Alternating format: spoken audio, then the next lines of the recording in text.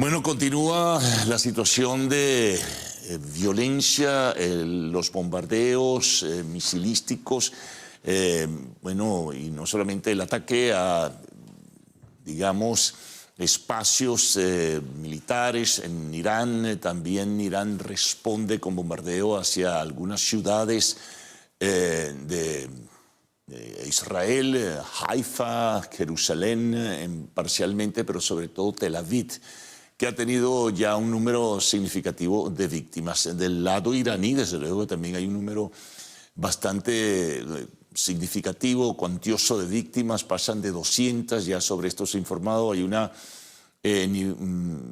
nivel de expectativa por la cuantificación de cuántas personas más, porque los ataques con drones, con misiles, con cohetería se mantiene.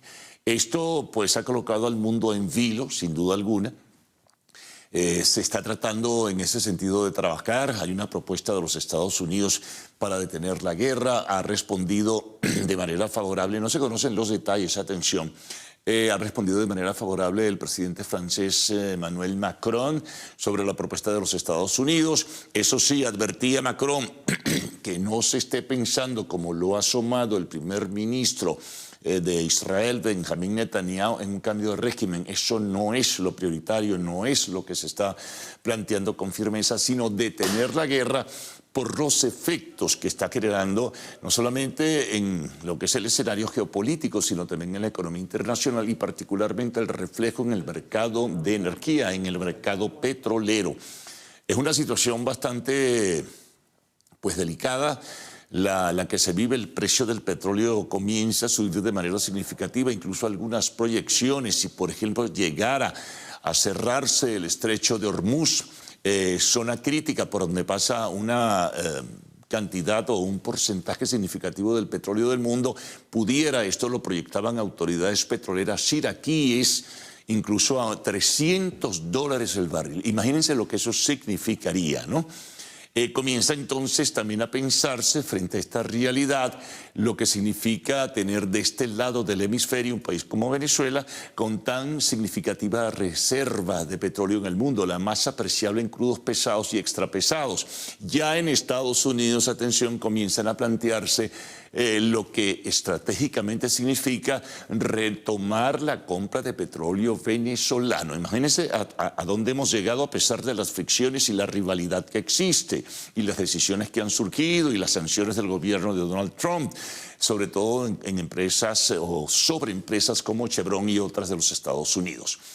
Lo cierto es que también retomamos el tema Medio Oriente, es que se ha desarrollado un debate bastante duro, bastante amargo, donde incluso incursiona el primer ministro de Israel señalando que tal vez con la desaparición del ayatolá Ali Khamenei pudiera entonces ponerse fin a la guerra, es decir, girando alrededor de una figura, de un hombre, de un individuo, quien es el líder religioso y político de ese país sin duda alguna. Entonces, hasta esas cosas, lo dijo en una entrevista a un medio de comunicación social, el primer ministro Benjamín Netanyahu. La situación es más delicada aún cuando se aprecia lo que escribe en su red social Truth Social Donald Trump, quien se retiró intempestivamente de la reunión del Grupo de los 7 que se estaba desarrollando en Canadá.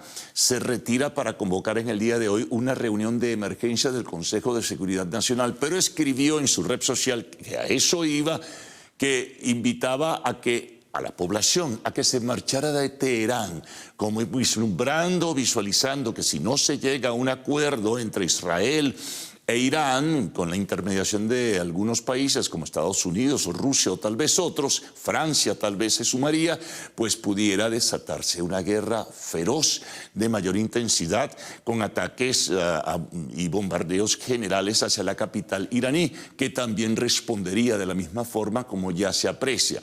El escudo de defensa israelí, decían ayer algunas de las autoridades, está funcionando bien a pesar de que algunos misiles han caído y han generado un número de personas muertas, de heridos y también de destrucción de bienes materiales.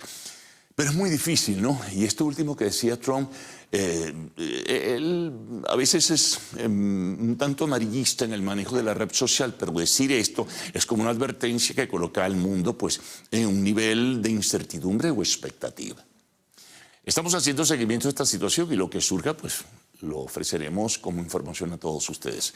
Seguimos en nuestro resumen. Bueno, el tema del restablecimiento del tráfico aéreo comercial, de pasajeros, de carga, de correos entre República Dominicana y Venezuela es confuso, así como ayer lo decíamos, y sigue siendo porque ayer mismo en su programa que habitualmente tiene los lunes en la televisión estatal, Nicolás Maduro hablaba que sí que se restablece, que ordena el restablecimiento, que las líneas aéreas venezolanas están preparadas para reiniciar. Lo dijo a propósito de la visita de la hija de Rubí Pérez, el cantante fallecido en la discoteca Jet Set hace algún tiempo atrás. Se lo dijo a Sergio Vargas, el cantante que vino también acompañándolo a ella, y una delegación dominicana que se reunió el fin de semana en Miraflores y ha recibido, según Maduro, solicitud de la comunidad venezolana, que hay miles de venezolanos viviendo en República Dominicana, para que se restablezca ese tráfico comercial. Sin embargo, el presidente de República Dominicana, José Abinader, decía ayer que ellos siguen evaluando, estudiando, conversando, para ver en qué momento, ojalá sea así, ojalá de verdad se restablezcan los tráficos comerciales con diferentes países del mundo. Entonces, decía Abinader que están evaluando la situación, que la están estudiando. Y bueno, Maduro dijo que están dispuestos de una vez, que las líneas aéreas, repito, están preparadas. A ver qué decide la Autoridad Aeronáutica Civil de República Dominicana. Recuerden que desde el 31 de julio del año 2024 se suspendieron esos vuelos. Continuamos. Ayer hubo una reunión entre el canciller de la República y el secretario general de Naciones Unidas, Antonio Guterres. El canciller Iván Gil planteó el tema del respeto de los derechos humanos de los migrantes venezolanos que están detenidos en El Salvador. La situación sigue siendo muy tensa, sigue siendo muy crítica. Están solicitando los organismos de Naciones Unidas un pronunciamiento mucho más riguroso, mucho más estricto, mucho más beligerante, pudiera decirse, con la protección de estos venezolanos que están detenidos, que de acuerdo a informaciones de organismos internacionales, en su mayoría ni siquiera tienen algún tipo de antecedente penal o criminal. Pero están detenidos porque lo envió dentro de esta vorágine que muchos la califican de absurda, de deportación hacia El Salvador, y el gobierno de Bukele se puso a la orden para colocarlos en este centro de confinamiento del terrorismo. Tétrica la nomenclatura, ¿no?, en este caso. Bueno, lo cierto es que eso se planteó en el día de ayer. Nos vamos ahora a Colombia. Situación de verdad profundamente difícil y crítica la que tiene el senador Miguel Uribe Turbay. Un sangramiento intercraneal, de acuerdo a la información que revelaba la Fundación Santa Fe, que es el hospital donde está internado. Se le tuvo que intervenir nuevamente de manera quirúrgica. Es muy delicado, hubo movilizaciones, hubo nivel de expectativa e incertidumbre sobre lo que puede pasar con su vida. Es sumamente delicada la situación, de acuerdo, ¿no?, al reflejo que expresan las autoridades médicas que le están atendiendo y que le han intervenido ya en 2 ocasiones. Su intervención fue ayer en horas de la mañana. Bueno, seguimos con otras informaciones importantes. Hay temor de que ese importante y significativo activo que tiene Venezuela en los Estados Unidos, que es Citgo Petroleum, pueda perderse. Avanza el proceso de subasta y es muy probable que para una fecha antes del 2 de julio, que está muy cercana, en términos generales se pueda conocer la decisión final, la subasta y el precio en que habrán de asumirse las acciones de PDVSA Holding, que es la casa matriz de Citgo Petroleum en los Estados Unidos. Ese gran activo, muchos piensan que está en riesgo ya de perderse, porque si la decisión es clara, definida y contundente, definitivamente las acciones se tienen que vender y perderse Citgo para la nación venezolana. Vamos ahora con más de petróleo. Ayer la Organización de Países Exportadores de Petróleo dijo que la producción venezolana en el mes de mayo fue de 1.066.000 barriles por día, un ascenso pequeño pero importante, de 15.000 barriles más diariamente en la producción del pasado mes de mayo. Bueno, y con esto que viene, que comentamos antes, con la situación que puede presentarse en el mercado internacional de los hidrocarburos, pues juega un papel determinante para el hemisferio occidental el petróleo venezolano. Y repito, eso lo están evaluando. Bueno, vamos un poco con la actualidad nacional. Hoy vence el plazo para las postulaciones de candidatos que aspiren a ser alcaldes o que aspiren a renovar su mandato si están en el ejercicio de su cargo, y también en el caso de los concejales, los nuevos o los que quieren renovar también. Ayer, por cierto, de parte de la oposición se expresaba el secretario general del MAS, Felipe Mujica, señalando que si no hay unidad en respaldo a alcaldes que quieren reelegirse o nuevos alcaldes, si no hay unidad opositora, lo más probable es que el gobierno siga ganando elecciones, siga sumando alcaldes y siga sumando concejales.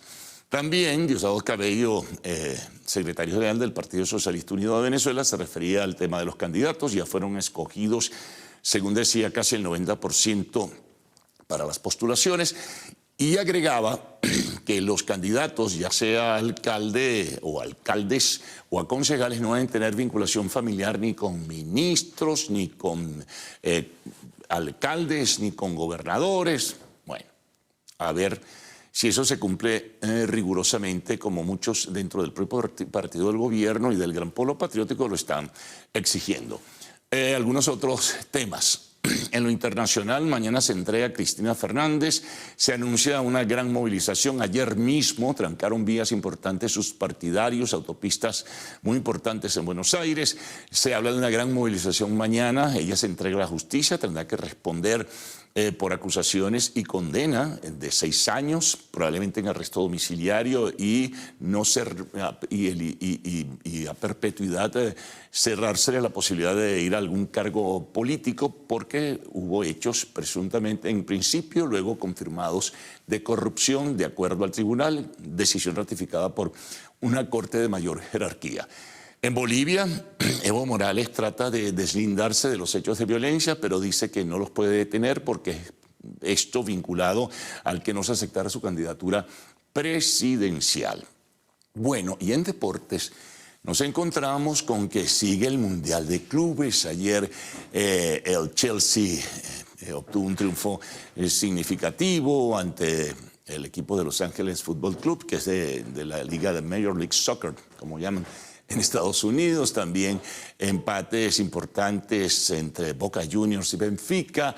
Hoy juega el River Plate de la ciudad de Buenos Aires. En fin, sigue la actividad con transmisión exclusiva y señal abierta de Televen. No lo olviden, todos los juegos del Mundial de Clubes.